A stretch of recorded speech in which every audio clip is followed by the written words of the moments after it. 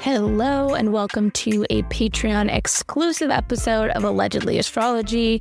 Each episode we break down the astrology that happened during some of the biggest scandals and events in history. But before we get started, we need to welcome our newest patron. So welcome, Christina. Welcome. Willkommen. And Christina. What is that? German. Anyway, Dana, what are we talking about today?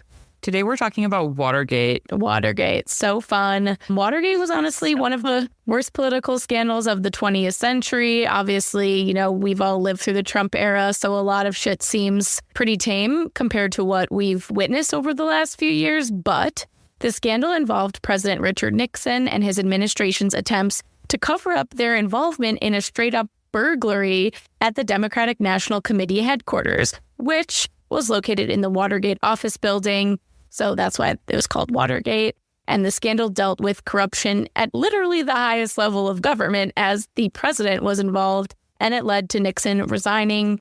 And Watergate caused many Americans to become disillusioned with the government. Pop culture-wise, adding gate to a term has become a way to show a public scandal.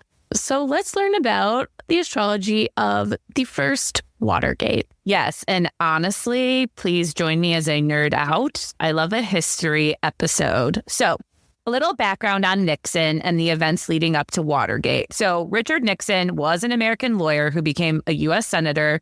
Then he was elected VP under Dwight D. Eisenhower and was eventually elected president of the United States. And Nixon was no stranger to scandal. Before he was on the ticket to be vice president, there was news that he was accused of benefiting from a slush fund backed by millionaires. And to get around that, he just made this speech and was like, look at how modest I am. I have a dog named Checkers. And everyone was like, oh my God, we love Checkers. Please be our vice president on the Republican ticket. And he was like, fucking cha-ching, let's go. Nothing like losing your own dog as a political pawn. But during his time in office, Nixon began to distrust people, specifically Democrats. And there were a number of leaks that were going on where sensitive information was being released to the press. And one of those leaks were the Pentagon Papers. And this was a top secret Defense Department history of the Vietnam War and how America was getting more and more involved, despite a lot of internal arguments about why they shouldn't be involved about that in government. So it was the Pentagon Papers were a pretty big deal. And Nixon was like, oh my God, I've got rats in my government. It also didn't help that prior to this, Nixon was really bitter about his previous loss to the president before him, John F. Kennedy. There's a famous debate with Nixon and Kennedy where Nixon is just sweating like nonstop and he looks insane. And John F. Kennedy had his suit refrigerated, so he was calm and cool. Oh my God, what a Gemini. Jesus. But Nixon was like, yo, those Democrats have been fucking me over. They've been doing shady shit. So he doesn't trust anyone. And now that we know a little bit about Nixon, his past, his mental state at the time, what was going on in his presidency, but what's his big three? Nixon was born on January 9th, 1913 at 9:35 p.m. in Yorba Linda, California, and he's a Capricorn sun, an Aquarius moon, and a Virgo rising. I can't wait to talk about a very distrustful big three. I mean, he has a Capricorn and Aquarius are both ruled by Saturn, and Saturn produces reasons to have trust issues. Saturn is not about trusting people. It's also about hard-earned success or success earned after failure, such as being beaten in the presidential race. Both of them are ruled by Saturn, which is in Taurus in his 9th house. And Saturn and Taurus may struggle with money and security until the Saturn return. I don't know if that was his case. And then maybe prosper later. That was definitely his case.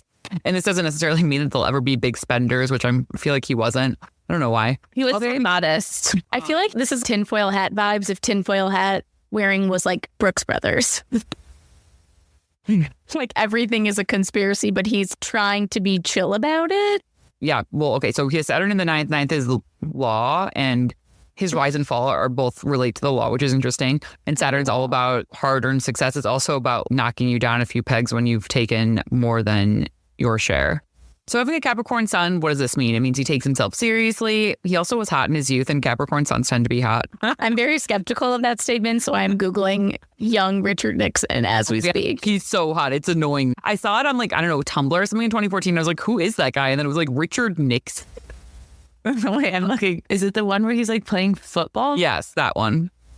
And he's like, Okay, I wouldn't say so hot, but he's definitely better looking as a youth. He did not age. He did not age like John F. Kennedy aged. I guess John F. Kennedy barely aged at all. His like jowls got bigger. Like the shape of his face changed at the bottom. Sometimes being hateful and mistrustful can change your physiognomy. Anyway, so back to Capricorn suns, they can be cold and withholding sometimes, and also there's this sort of by any means necessary energy, right? They will achieve what they set out to achieve. Becoming president, perhaps, could be one of those goals. Having an Aquarius moon, this is where we get this conspiracy theorist, this sort of paranoid energy. He's maybe friendly or maybe a good friend to his own friends, but he doesn't seem like a friendly person, right? It seems like he was sort of enveloped in the paranoia.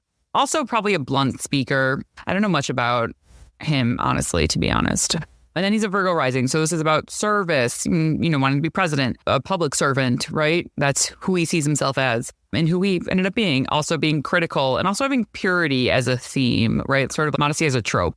And his chart ruler is Mercury at 0 degrees Capricorn in his 5th house. So this is about distinguishing himself as unique from either his father or his family. And also being creative with words, even if you're a linguist, a presidential linguist or whatever, if you're, a president, you're still having to spin webs.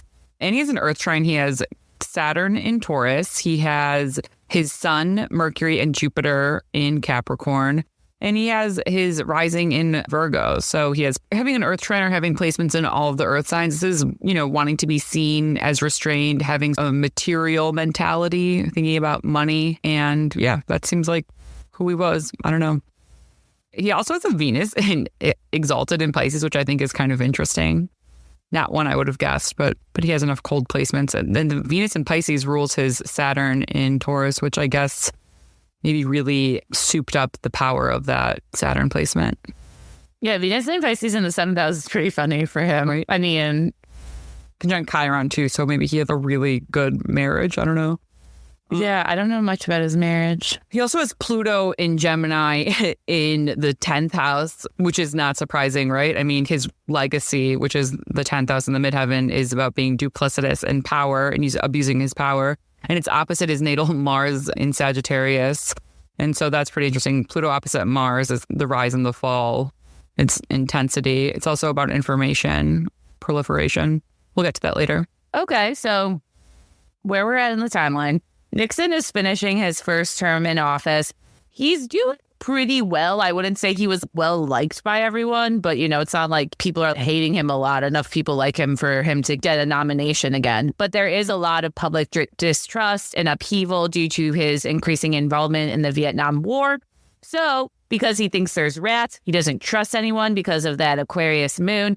He wants to make sure he could secure that win. So he makes a committee in true Capricorn style to dedicate people to making sure he gets reelected. Which wasn't super common at the time. Now that shit is not unheard of, but the committee was like, if we're going to get you reelected, we have to know what the Democrats are up to. And so one of the members on the committee creates an intelligence plan that involved extensive illegal activities against the Democratic Party, which included burglarizing the DNC's headquarters at the Watergate complex in Washington, D.C., to photograph campaign documents and wiretap their phones with listening devices, which honestly, they had to go through so much just to get so little back then. Now you can just hack everyone's shit. Yeah.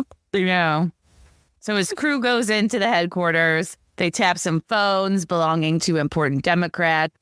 And while they were successful with this first break-in and installing the listening devices, after a while, they were like, okay, these listening devices need some repair, so we got to go back in there again. So they plotted a second burglary in order to take care of the situation and fix the wiretaps and add new ones. And that's when they get caught. And during the break-in, the second break-in, a security guard notices that some of the doors in the building have tape on them to cover the latches so that the doors close, but they don't lock. And he's like, this is weird.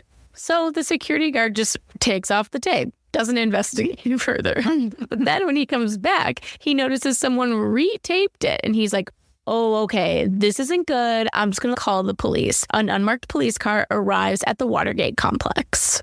And honestly, this is my favorite part of the story because The burglars did have a lookout who was supposed to be watching for cops. And this lookout was across the street at a hotel.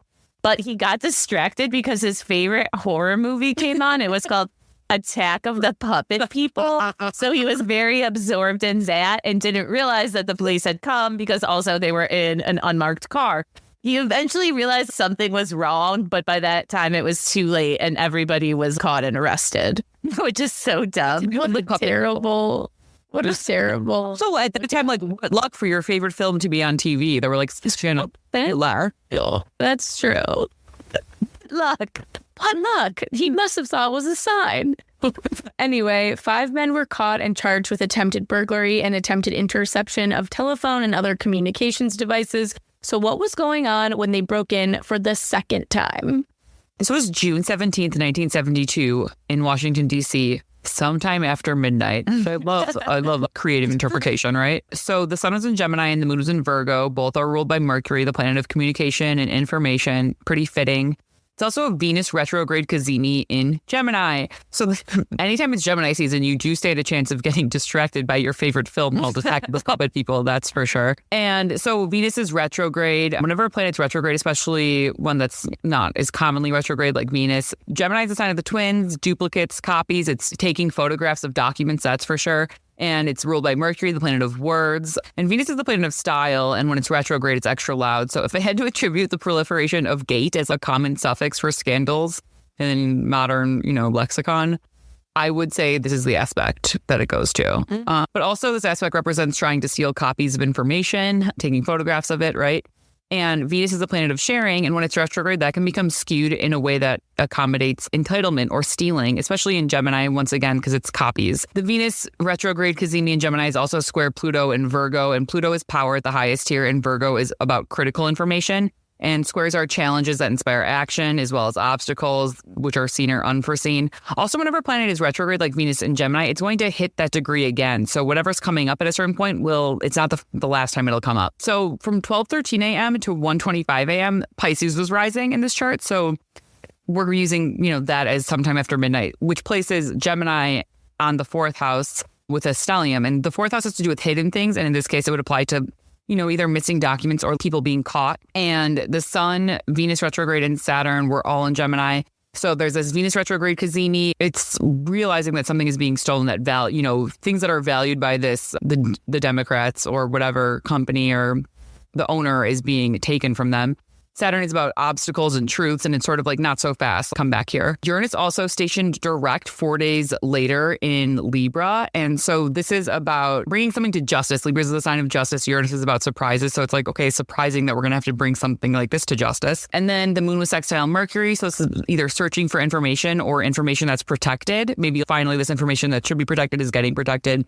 The South Node was conjunct Mars in Cancer. So this is having nefarious intentions. Mars is in fall in Cancer. And while Mars in fall in Cancer is often, seen as sort of being powerless, it's also what you can get away with when you're seen as being powerless. So having nefarious intentions, getting caught, and, mission unaccomplished. The South Node is sort of taking away that pursuit.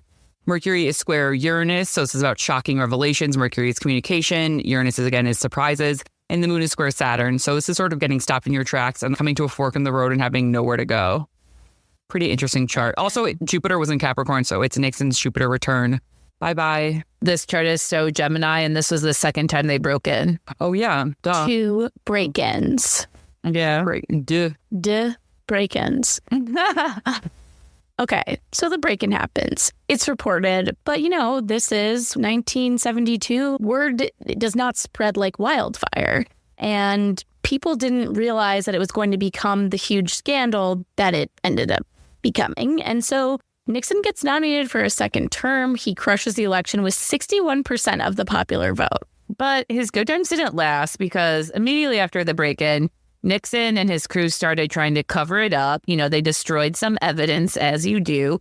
And they even allegedly kidnapped someone's wife that was associated with them because they were like, she cannot talk about this. But none of that really mattered because the press and the Department of Justice connected the cash that the burglars had on them. Also, there were checks. All of them were traced back to Nixon's reelection committee. So they were like, okay, there is a connection to the president. This is not good. Solving mysteries was so much more fun back then, right? You'd be like, look at the numbers from the cash match the numbers from the burglary. Like, I know. Now you just solve all things on the computer. Womp womp. Also very good to be like, let's follow the numbers. Like, let's.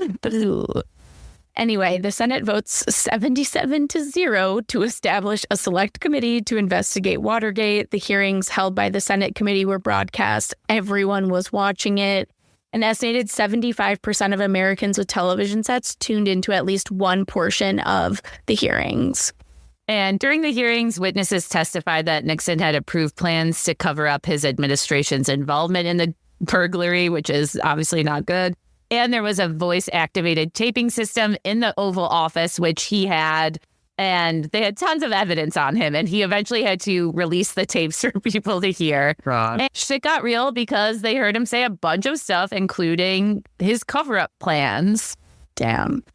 And due to the tapes and testimonies, it became clear that Watergate was so much more than just a burglary. It was an array of illegal activities by members of the Nixon administration that included wiretapping the offices of political opponents and people whom Nixon or his officials were suspicious of. They ordered investigations of activist groups, political figures. They used the FBI, CIA, and IRS as political weapons. So this was just one of his many illegal conspiracies. And it also didn't help that throughout the investigation, Nixon and his administration resisted the probes. This led to a huge constitutional crisis because they're like, what is this dude doing? And he even tried to fire the special prosecutor in this case. So it was very messy. Wow. Everyone was like, what the fuck is going on right now? He's just like sweating buckets. He was like soaking wet.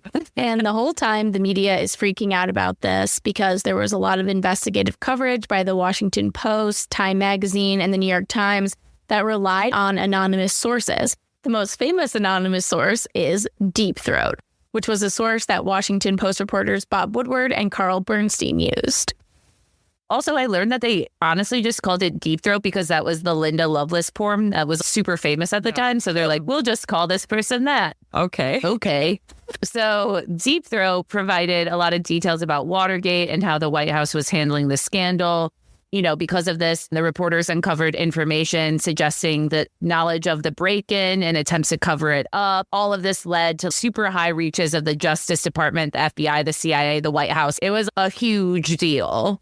They're like, these fuckers are corrupt. And Woodward and Bernstein even wrote a book called All the President's Men that was later turned into a movie that chronicled their reporting from the break-in through the resignations of the Nixon administration. So what was happening when the book was released?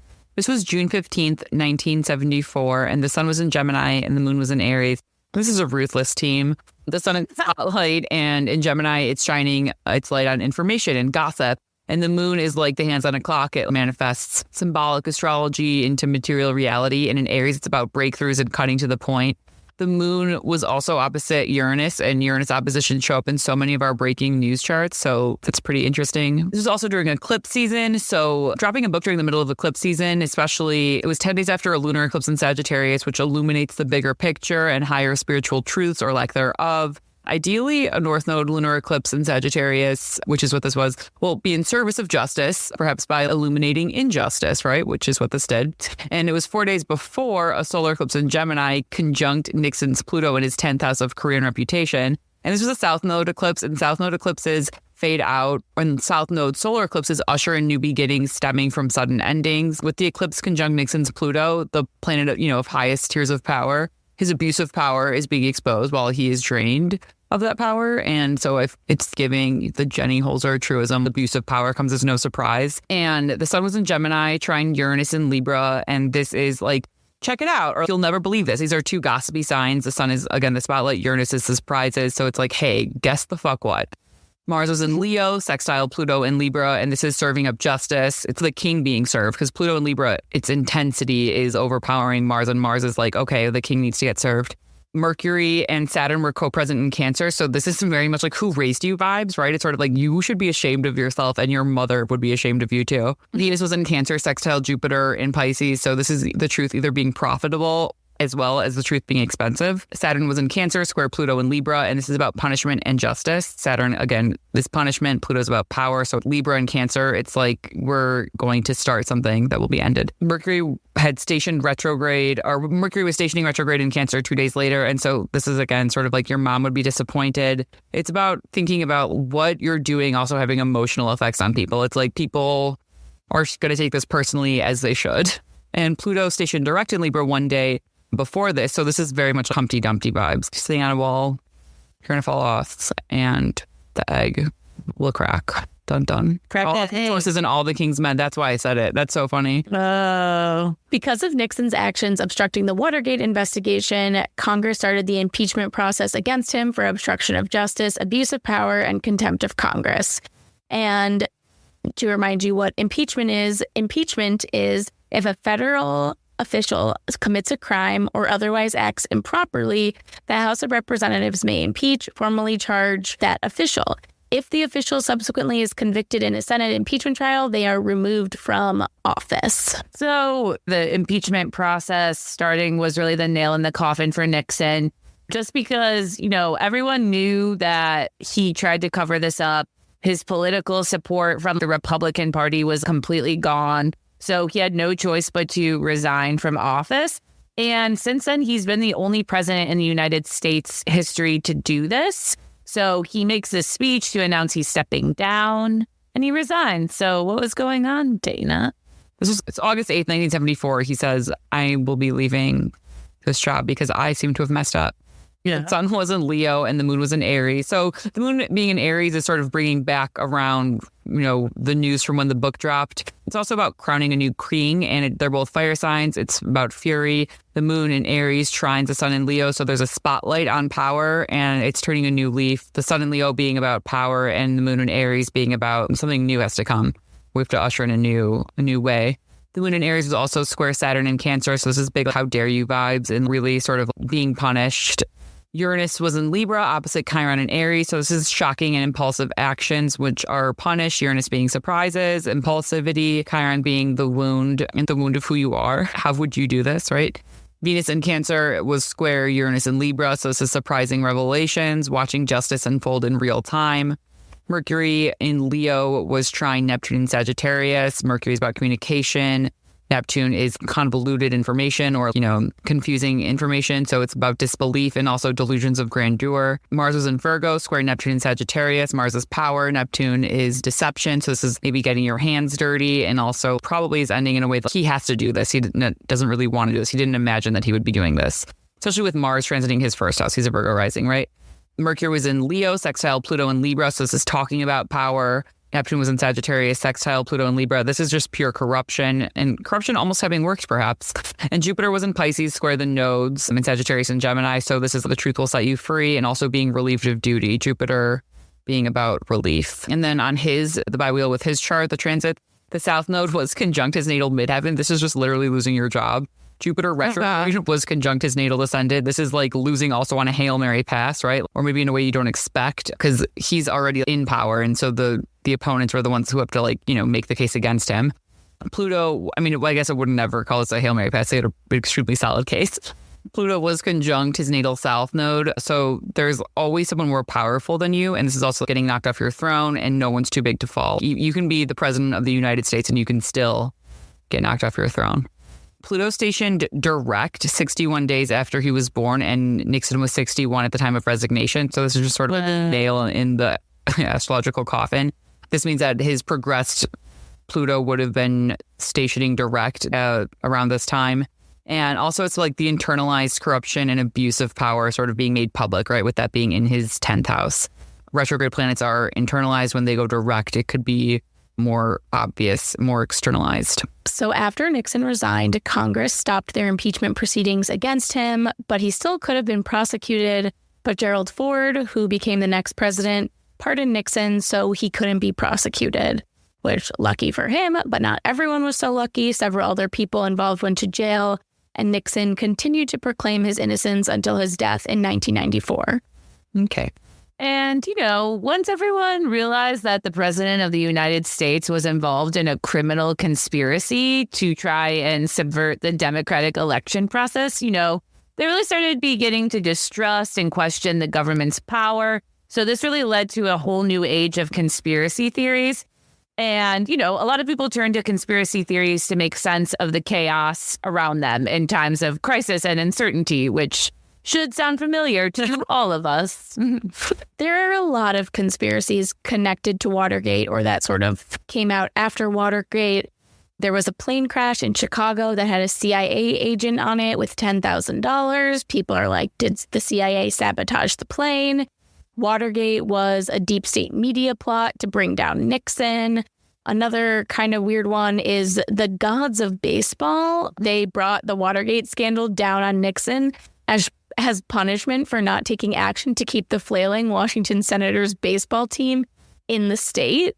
And then other people thought that the CIA did it to bring down Nixon, and there was just a whole lot more conspiracies. But Watergate is back in culture thanks to a new 5-part miniseries called White House Plumbers, which is on HBO. And the White House Plumbers were a group of people before Nixon's reelection committee that they were in charge of plugging leaks. So they were looking for people in the White House that were going to say shit against Nixon. So they were kind of like fixers for Nixon. White House Plumbers is from the perspective of two dudes that orchestrated it. And those two people are played by Justin Theroux and Woody Harrelson. I got to watch it. It looks funny. But Dana, what's going on that brought it back into culture? So this was May 1st, 2023, and we're doing the bi-wheel with the second break-in, which was once again June 17th, 1972, sometime after midnight. So this is the lunar return, the Venus return, the Mars return, Whoa, and the Chiron return. Oh my God. So these are layers of returns here. Whoa. So a Venus return is about, money and style, sort of profiting from it, but also it's almost getting to the root of that original sort of copying, right? Venus was direct. It's making money from that. And also being humorous about it, which is very Venus and Gemini. The moon in Virgo. So this is Nixon's first house and he's being under review, and it's sort of with precision maybe, but also sort of illuminating a new aspect of him that maybe wasn't seen before. I haven't watched the show yet though, to be completely honest. Also, both of these charts have retrograde Cazimis. White House Plumbers has a Mercury retrograde in Taurus, conjunct the sun. And so, Cazimi it's Arabic for in the heart of the sun. And so that's when there's a clarifying moment, an aha moment. So the Mercury retrograde Cazimi in Taurus is relevant information, materials of the case. Maybe new information was revealed. I don't know. It also could be, since Taurus is ruled by Venus, it could be an artistic interpretation of that. And the break-in Venus retrograde was in Gemini, and that's about trickery and deceit. It's also about runners up, which I don't know if that necessarily plays into this at all, but Venus, or any retrograde in Gemini, but especially Venus retrograde in Gemini, loves a runner up. And it was the Chiron return. So this is answering the question, who hurt you? It was Nixon. It's also America's Chiron return. So it's an important one. Chiron in Aries. And it's the Mars return. So it's about reclaiming power and just general discussions of power. Mars was in Cancer, especially. So it's sort of like disempowerment. It's not surprising that, especially the country, since America's a Cancer sun and is a Cancer stallion, when Mars was there, it's sort of, oh man, like now there's just sort of really knocking any trust out of this nation. Oh man. And Uranus is in Venus ruled signs in both charts. It's in Taurus now when the show debuted, and it was in Libra at Watergate. And so this is about how money corrupts. Neptune is in Jupiter ruled signs in both. And so I think this is about, people who talk too much about honor and truth should be investigated. It's just my creative interpretation of Neptune being in a Jupiter ruled sign. Love that. Whoa. What I really take away from all of this, from a non-astrology lens, but like TV was really the enemy of Nixon. When Sarah mentioned the debate between him and JFK, that was one of the first televised, or maybe it was the first televised presidential debate show. Even though Nixon was a much better debater, when you could see him on TV, it changed really everything for him and kind of swayed public opinion against him. That was in 1960. Then we fast forward to the impeachment hearings in 1972. And then this was the first time that these hearings were broadcast to the American public. So they really felt like they had sort of a skin in the game in his impeachment. So again, public sentiment was against him. And this was when color TV became mainstream. And then we have All the President's Men in terms of a movie. And then we have this TV show. And it's like he keeps getting sort of eviscerated via television throughout his life. And I think it's just an interesting parallel. Yeah. It's true. TV is not Nixon's friend. He had Libra. He had the South Node in Libra in his second house. And sometimes second house can offset your likability if you're not like in person. Especially in Libra, because it's sort of like the sign of bridging the gap, the olive branch, or, you know, being like a friend relationships, right? Harmony. A friend. Anyway, thank you guys so much for listening and supporting us on Patreon. We appreciate you so, so much. And with that, I'm Elise. I'm Dana. And I'm Sarah. And this is a Patreon exclusive episode of Allegedly Astrology. Goodbye.